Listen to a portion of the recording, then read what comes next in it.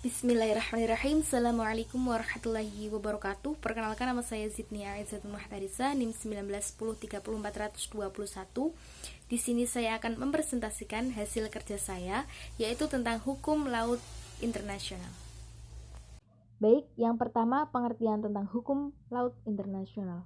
Hukum laut internasional adalah seperangkat norma hukum yang mengatur hubungan hukum antara negara pantai atau yang berhubungan dengan pantai, yang terkurung oleh daratan atau organisasi maupun subjek hukum internasional lainnya, yang mengatur mengenai kedaulatan negara atas laut, yurisdiksi negara, dan hak-hak negara atas perairan tersebut.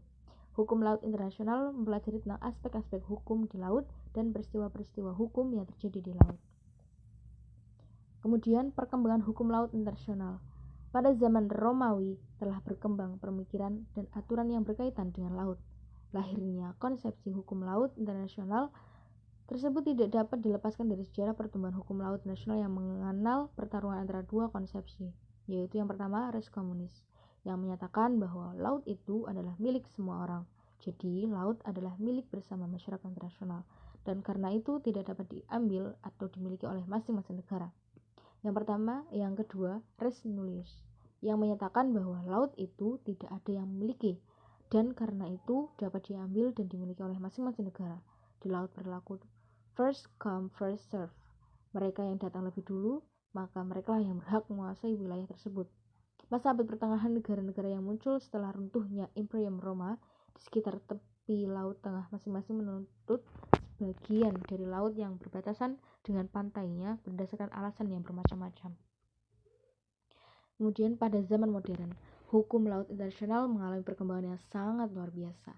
Perkembangan hukum laut internasional pada masa ini lebih banyak melibatkan negara-negara di dunia melalui konferensi sebagai pemikir dan pembuat aturan-aturan dalam perumusan hukum laut. Yang pertama di Den Haag Convention pada 1930.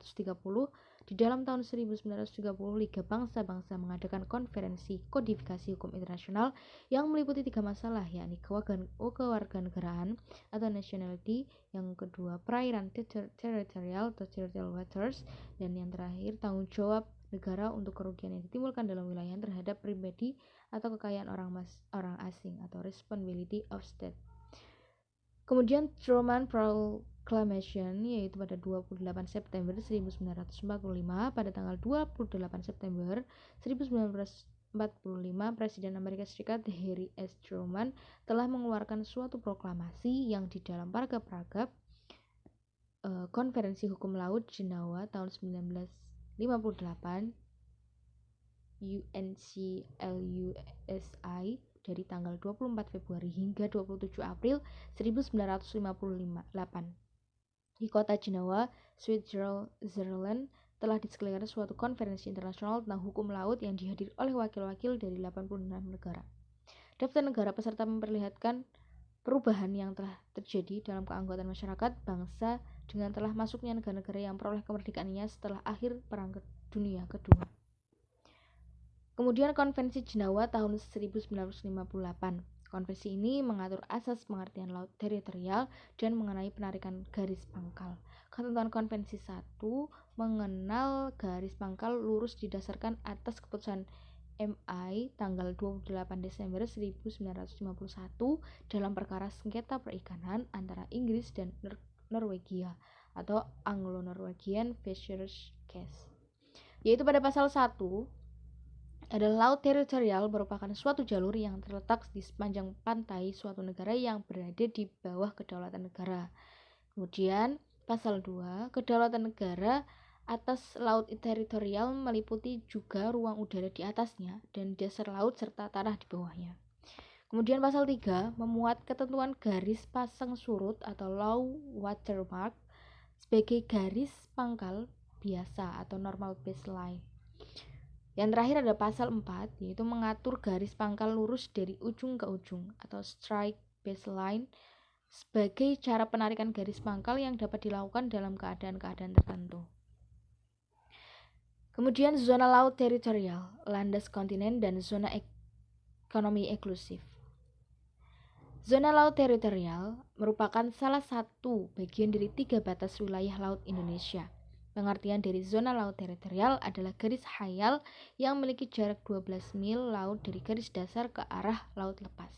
Jika terdapat dua negara atau mungkin lebih yang menguasai suatu lautan, sementara lebar dan lautan tersebut kurang dari 20 mil laut, maka garis teritorial tersebut ditarik sama jauhnya dari garis setiap atau dari masing-masing negara tersebut. Wilayah perairan atau atas laut yang terletak di antara garis dan garis batas teritorial disebut dengan laut teritorial.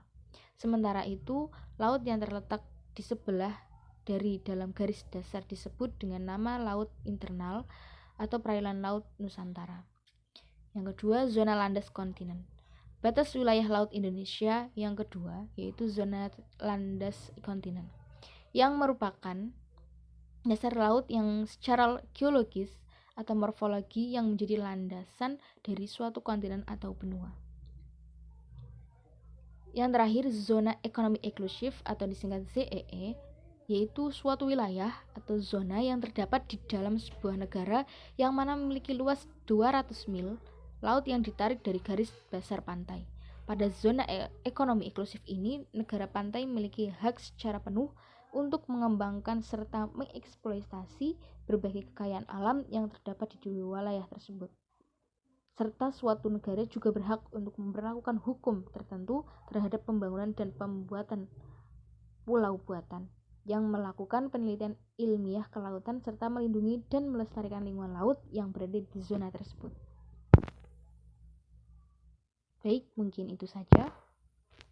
Kurang lebihnya mohon maaf. Wabillahi taufiq wal hidayah. Wassalamualaikum warahmatullahi wabarakatuh.